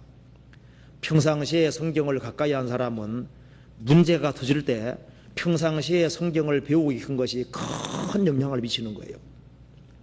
평상시에 하나님 말씀을 등한히 한 사람은 곤란한 문제가 생길 때 당황하게 되는 겁니다. 그래서 우리가 시간 날 때마다 그 애굽에서부터 가나안까지 하나님 어떻게 사람을 인도해 가셨는지, 그리고 좁은 문을 통과한 사람이 어떻게 좁은 길을 걸어가고 어떻게 천성에 들어가는 것인지, 그런 주님의 법도의 길을 시간 날 때마다 생각을 해야 됩니다. 예수님의 탄생과 예수님의 생애, 십자가의 죽으심과 부활하심, 그리고 주님의 어떤 행적, 이 모든 것을 아주 세세하게 생각을 할 필요가 있거든요. 교회에서 배우는 것을 열심히 묵상하고 생각하고 되새길 필요가 있습니다. 모든 서신서는 제일 먼저 구원 문제를 가장 크게 다루고 있습니다. 구원 다음에 교회를 다루고 있습니다. 교회에서 연결되어서 교회의 지체로서 하나 되는 것을 성경에서 강조를 하고 있고, 그 가운데 그리스도인들의 일상생활, 개인생활을 얘기하고 그 다음에 가정생활, 직장생활, 대인관계 이런 것을 자세히 말을 하고 있고, 제일 마지막에는 전도하는 문제를 다루고 있습니다. 신약시대 주의 도로 내게 가르쳐서 이렇게 읽는다면 신약시대의 주의 도는 먼저 확실히 구원을 받고 교회 안에서 정상적인 공급을 받고 그 가운데 자기 육신의 껍질을 벗어나가면서 새 사람을 입는 일, 그리고 가정생활, 직장생활을 바르게 하는 것들, 그리고 어떻게 이웃 사람에게 전도하는지, 이런 기본적인 룰이 있고 원리가 있거든요. 그런 원리에 대해서 아주 철저하게 익힐 필요가 있습니다. 그중 예를 하나 제가 들어보겠습니다. 골로새서 한번 찾아봅시다. 1장에 주의 도로 내게 가르쳐 있으니까 주의 도의 원리를 한번 봅시다. 골로새서 1장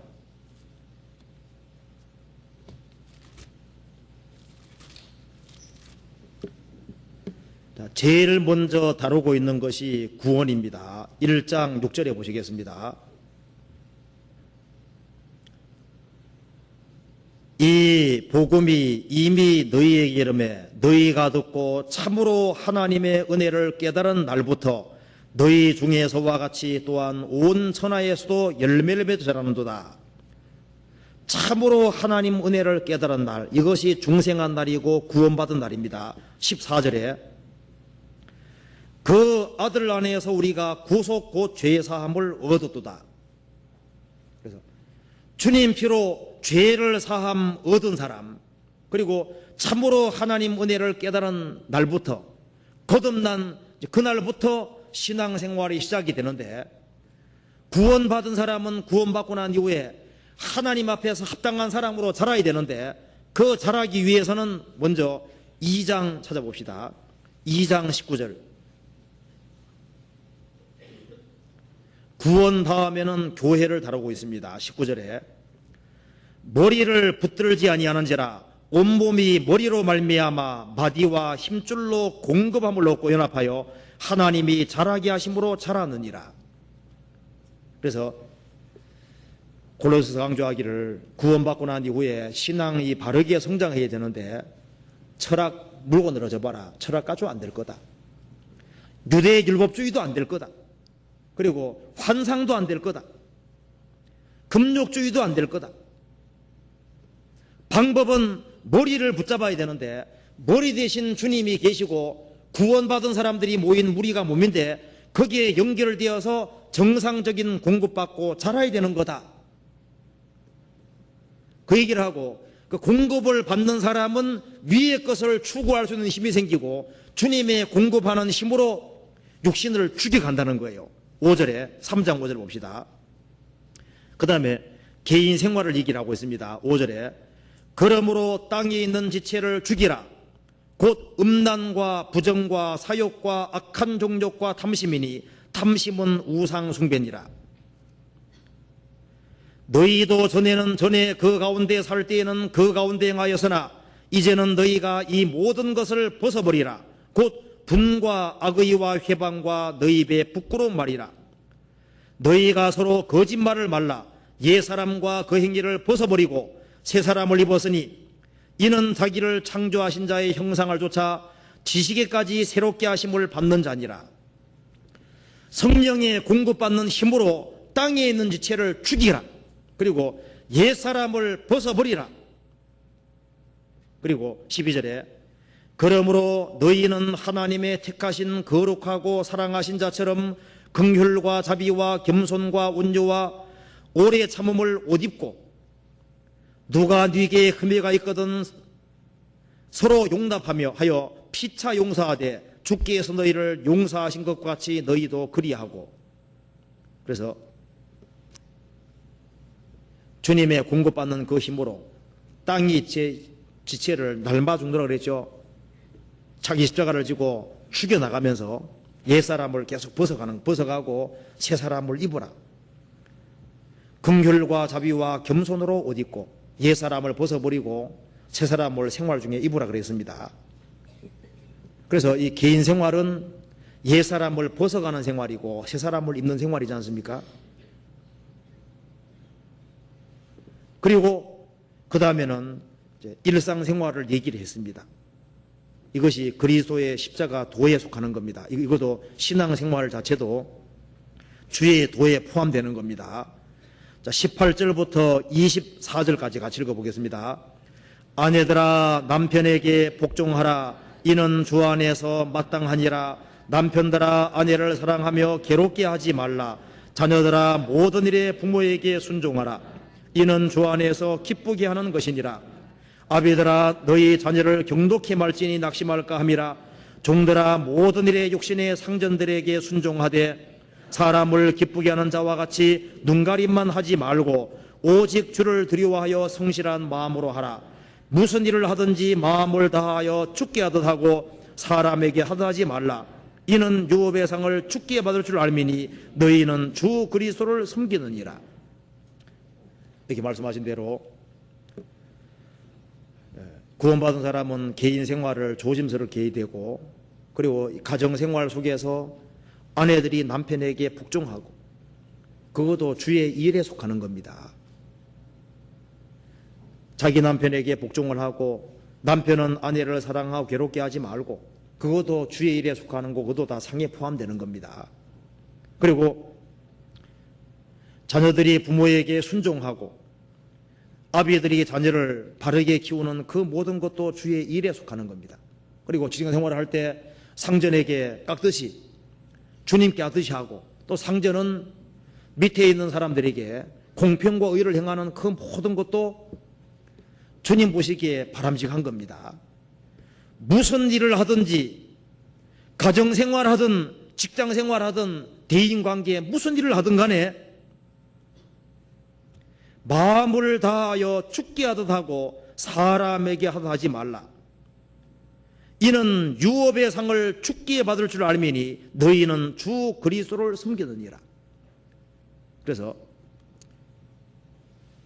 구원받지 아니한 사람은 구원함을 얻고, 구원받은 사람은 머리 대신 주님, 그 몸된 교회에 연결이 돼서 정상적인 공급을 받고, 그 공급을 받아야만 육신과 싸울 수 있거든요. 그래서 공급받는 가운데 개인 생활을 경건하고 바르게 하고, 그 가운데서 자기 위치를 알고 육신적인 위치를 바르게 지켜나가는 그 모든 것이 주의 도에 속하는 거예요. 그리고 구원받지 아니한 사람에게 마음을 넓히고 영혼을 건지려고 하는 그 모든 일, 그 모든 것이 다 주의 도에 속하는 겁니다. 그래서 서신서 읽어보면 순서가 다 이런 식으로 되어 있습니다. 그래서 주의 도로 내게 가르치소서. 성경에도 가는 길이 있거든요. 길. 창조와 타락, 그리고 타락된 사람이 어떻게 구속되고 새롭게 되는지, 그 모든 것에 대한 진리에 주의를 해야 됩니다. 구원받고 어려울 때일수록 주님 법도의 길을 바르게 알고 그 가운데 살아갈 수 있도록, 마음에 틀어지지 않도록 그렇게 해야 될 겁니다. 그리고 그 다음 또 한 군데 봅시다. 시편 86편에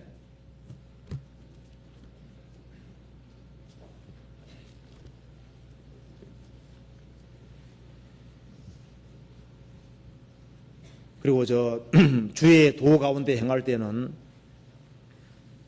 주의 도는 주님 말씀은 틀림없는 말씀이기 때문에 신문대로 반드시 굳습니다. 씨를 뿌릴 때가 있고 자라는 때가 있고 거둘 때가 있습니다. 그런데 씨를 심으면은 단을 거두는 거예요. 바람 심으면은 광풍을 거둡니다. 그것처럼 우리는 매일매일 무엇인가를 뿌리고 있습니다.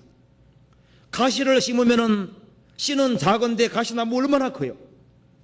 장미 씨를 심었는데 장미가 나옵니다. 심은 대로 나오되 더 큰 것이 나온다는 것은 이건 하나님이 정하신 법칙에 속하기 때문에 우리는 지극히 작은 선한 것을 심더라도 선한 것을 심으면은 이것이 자라고 있는 거예요. 머지않아 아주 엄청난 결과를 낳습니다. 우리가 세상에서 무엇을 심었든 간에 심은 대로 거두는데 나중에 주님 앞에 가면 놀랄 거예요. 지극히 작은 선을 행했는데 이것이 나중에 보니까 씨를 심었는데 큰 나무가 되잖아요. 세콰이어 씨는 앞빛만 한데 그게 심겨지면은 가장 큰 것은 길이가 135m까지 나왔다 그러잖아요. 그처럼 우리는 매일 심는 것 중에서 작은 것을 심는데 저 위에 천성에 가보면은 그것이 얼마나 큰 결과를 낳았는지, 심은 대로 거두되 이 세상에서도 씨를 심으면 단이 나옵니다. 그래서 작은 악을 심으면은 나중에 큰 엄청난 것을 거두는 거예요. 우리가 일상생활 속에서도 작은 걸 행하는 저는 보이지만 나중에 그것이 일생을 살아가는 가운데 자랍니다. 우리가 구원을 받았을 때 내가 구원받는데 누가 제일 큰 영향 미쳤습니까? 하나님 다음으로는 전도해 준 사람은 간접적인 거고 부모가 제일 크게 영향 미친 겁니다. 오늘날에 내가 있는 데는 제일 큰 영향 미친 것이 나하고 가장 자주 있었던 사람들, 내게 가장 사랑을 심어준 그 사람이 제일 큰 영향 미친 거예요. 그러잖아요. 그래서 성경에 보면은 자녀는 특별히 상급이라고 되어 있습니다. 그래서 우리가 주의 도를 바르게 주의해야 됩니다. 그리고 우리가 이 주님의 도를 행하기 위해서는 우리 힘으로는 안 되는 거예요. 여기에 시편 86편 16절을 보시겠습니다. 다윗은 이렇게 기도하고 있습니다. 내게로 돌이키사 나를 긍휼히 여기소서. 주의 종에게 힘을 주시고 주의 종의 아들을 구원하소서. 여기에 주의 종에게 힘을 주십시오. 내 영혼을 보존해 주시고 내 영혼을 기쁘게 해주시고 주의 도로 내게 가르치소서. 그리고 내가 주의 도를 전심으로 행하기를 원하오니 주여 내가 이걸 행할 수 있도록 주의 종에게 힘을 주십시오. 하나님은 전능하신 하나님입니다. 능력의 말씀으로 만물을 붙들고 있습니다. 말에게 힘을 주신 분도 하나님입니다. 모든 생명체는 주님이 주시는 힘으로 살고 있는 거예요. 구원받지 아니한 사람은 주님의 힘입어서 육신이 기동하고 살고 있습니다. 그런데 구원받은 성도는 세상 사람들이 모르는 보이지 않는 힘이 있습니다. 그것은 주님이 하나님 백성에게 주시는 힘인 거거든요. 시편 18편 1절에 보면은 나의 힘이 되신 여호와여 내가 주를 사랑하나이다. 나의 힘이 되신 여호와여. 구원받은 사람에게 하나님께서 우리의 힘으로 와 있는 겁니다. 하나님은 자기 백성에게 힘을 주시는데 힘과 평강을 주신다 그랬습니다. 그래서 우리는 주님이 주시는 힘으로 힘을 얻고 더 얻어서 주님 앞에 서게 되는 거예요. 나중에 우리가 천성에 섰을 때 우리가 신앙생활 잘한 것이 있다면 그것은 다 주님께로 왔다는 걸 알 수 있을 겁니다. 우리가 주님께 힘을 얻고 더 얻어서 주님 앞에 서게 되는 거예요. 주의 종에게 힘을 주십시오. 우리가 왜 힘을 얻어야 되냐 하면은 주님의 뜻을 행하기 위해서, 주님이 맡기신 사명을 감당하기 위해서는 주님의 힘이 필요한데 주님은 힘을 주시는 분입니다. 시편 29편 찾아봅시다.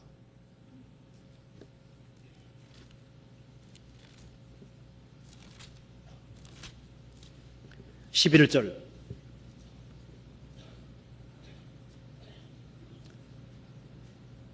여호와께서 자기 백성에게 힘을 주시며 여호와께서 자기 백성에게 평강의 복을 주시리로다. 여호와께서 자기 백성에게, 하나님께서는 하나님 백성에게 뭘 주십니까? 힘을 주시며 힘을 주고 있습니다. 한번 생각을 해봐요. 구원받은 사람들 가정생활 하기도 힘들지요. 직장생활 하기도 힘들지요. 그리스도인들만큼 바쁜 사람 어디 있습니까? 그런데 내가 지금까지 신앙생활을 해온 것이 내 힘이 아니잖아요. 우리의 힘으로 했다면 우리는 얼마 하지 않아서 거꾸로 졌을 거예요. 내가 신앙생활 지금까지 해온 그 배후에는 주님이 자기 백성에게 주신 힘이 있습니다. 시편 68편 찾아봅시다.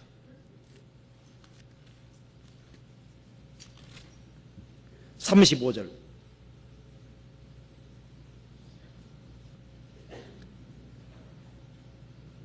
하나님이여 위엄을 성소에서 나타내시나이다.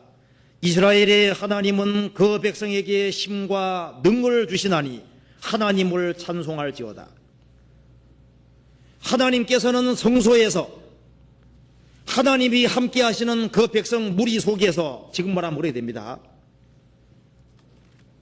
주의 위엄을 나타내시나이다. 자기 백성에게 힘과 능을 주시나니 지금도 힘과 능을 주고 있습니다. 이 힘으로 우리가 신앙생활을 하고 있는 겁니다. 시편 84편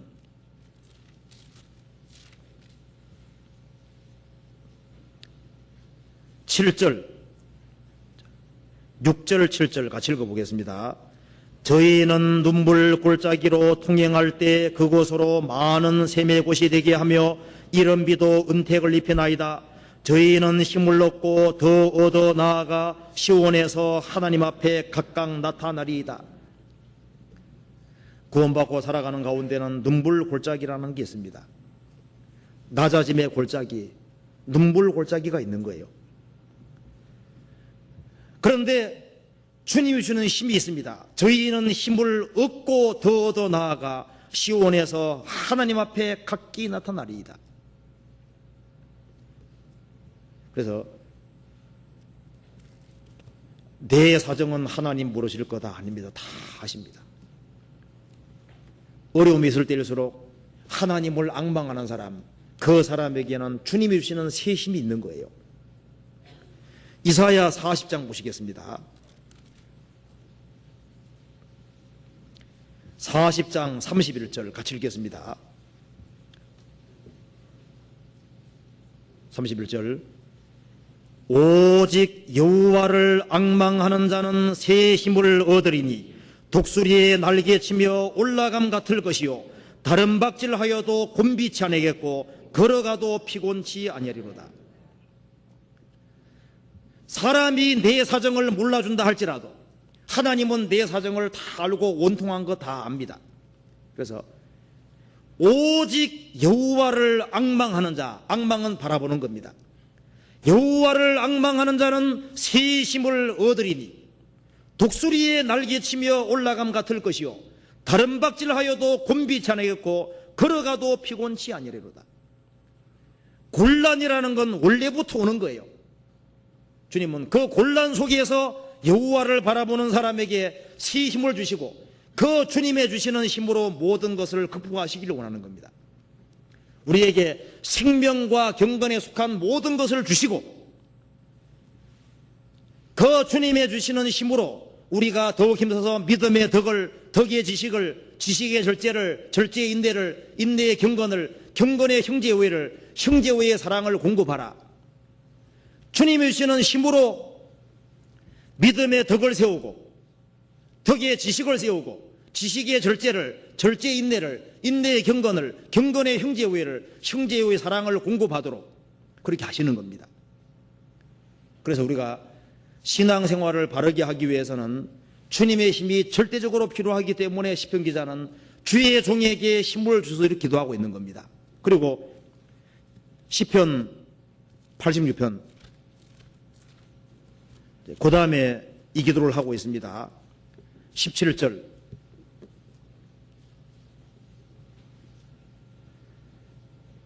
은총의 표징을 내게 보이소서. 그 다음 기도가 은총의 표징을 내게 보이소서. 표징이라는 것은 증거를 가리키는 겁니다. 표식을 가리키는 거예요. 자, 2절에서는 나는 경건하오니 주께서 은혜를 주신 자시니 나는 주님의 은혜를 받은 것이 확실하고 주님이 내 영혼을 구원하신 것이 확실한 사람입니다.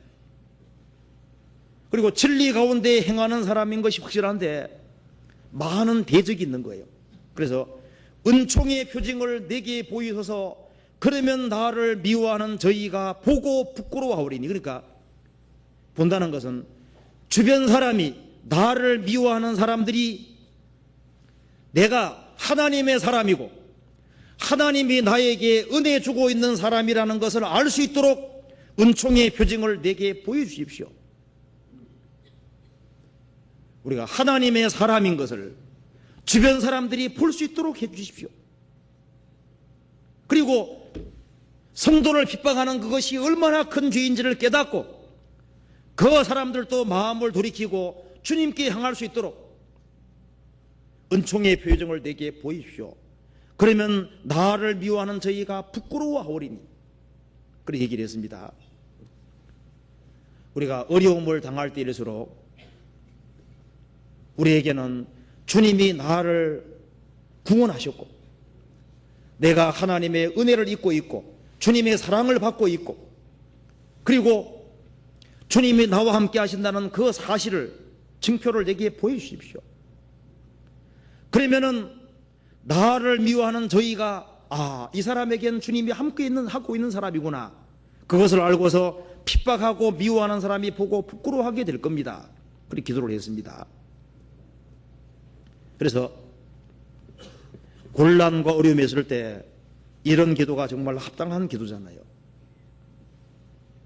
내 영혼을 보존해 주시고 내 영혼을 기쁘게 해 주시고 어려울 때일수록 주의 도를 내게 보여주시고 내가 일심으로 행하기를 원하오니 행할 수 있는 힘을 주시고 그 가운데서 주님이 나를 사랑하신다는 은총의 표징을 내게 보이시고 주변 사람도 볼 수 있도록 도와주십시오. 이렇게 기도를 하고 있는 겁니다.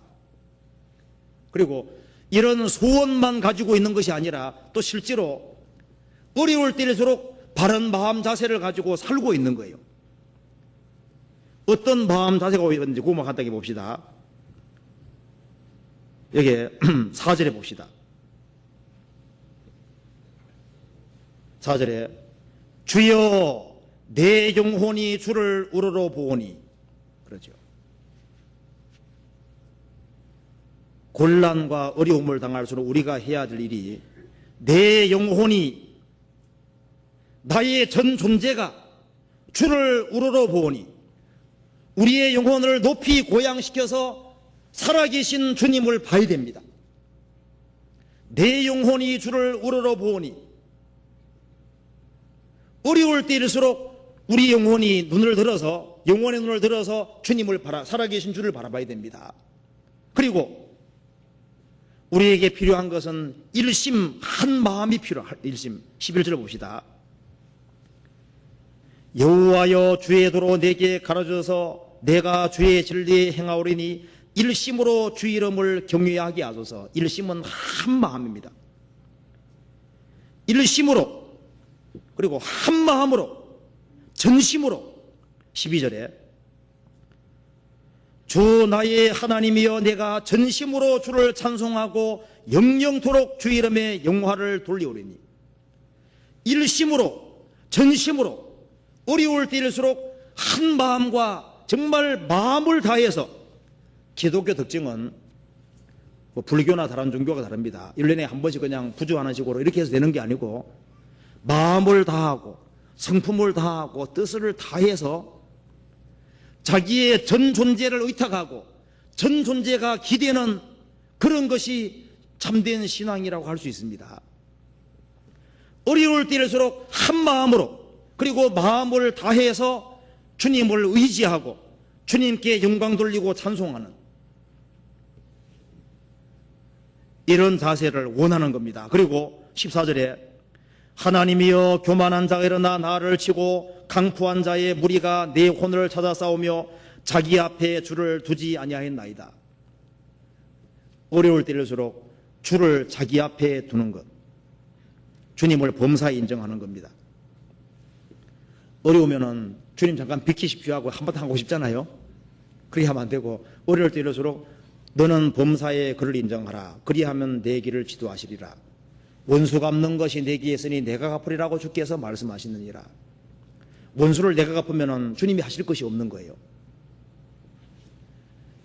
어려울 때일수록 주님을 앞에 인정하고 그리고 현실을 감사함으로 받아들이고 견디는 것이 필요합니다.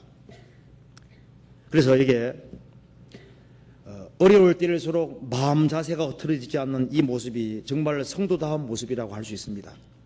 여기에 너무나도 많은 내용이 들어있지만은 우리가 이 말씀을 통해서 확실히 알 수 있는 것은 곤란을 당하는 한 성도가 곤란 중에 있을 때 어떤 자기의 신세를 한탄하다든가 주변적인 상황 때문에 고통하는 것보다는 어려울 때일수록 주님이 어떤 분인지를 기억하는, 그래서 주님은 선하신 분인 것을 기억하고 광대하신 분인 것을 기억하고 그분은 세세하게 모든 것을 다 아시고 정말 자기에게 향하는 사람에게 인자와 사랑이 풍성하신 분이시고 그리고 위로하고 돕는 분이라는 사실을 확실하게 깨닫고 어려울 때일수록 주님께 바른 소원을 가지고 바른 마음 자세를 가지고 행할 때 주님이 그 사람의 생애를 작품으로 만드시고 그 사람을 주님 앞에 귀하게 사용하도록 그렇게 해주시는 겁니다.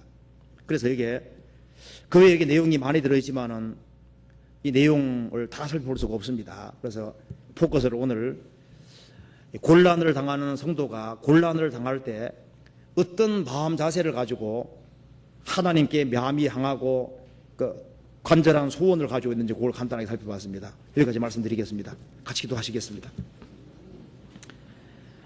자비로우신 우리 아버지 하나님 감사합니다. 저희를 구원하신 그 크신 은혜와 사랑을 인하여 진심으로 감사를 드립니다. 오늘 저희들 이 말씀을 같이 배웠습니다. 이 말씀이 우리의 신앙생활에 참으로 도움이 될 수 있도록 역사해 주시고 이 말씀이 헛된 데 돌아가지 아니할 수 있도록 도와주옵소서. 고통당하는 구원받은 사람들에게 힘이 될 수 있도록 도와주시고 또 새로 구원받은 모든 사람들 마음 붙잡아 주시고 또 진리 가운데 행하기를 갈망하는 모든 사람들 마음을 붙잡아 주셔서 주님 오시는 그날까지 진리 가운데 행할 수 있는 마음을 일으켜 주옵소서. 우리 중에 아무도 자기 연민에 빠지는 사람이 없도록 도와주시고 주님의 복음과 주님 영광을 위해서 해야 될 일이 무엇인지를 알 수 있도록 더욱 도와주옵소서. 그리고 하기소양에 주님께서 끝까지 도와주시고 한 사람도 이뤄지는 사람이 없도록 자비를 베풀어 주옵소서. 주 예수님 이름 받들어 감사하며 기도하옵나이다. 아멘.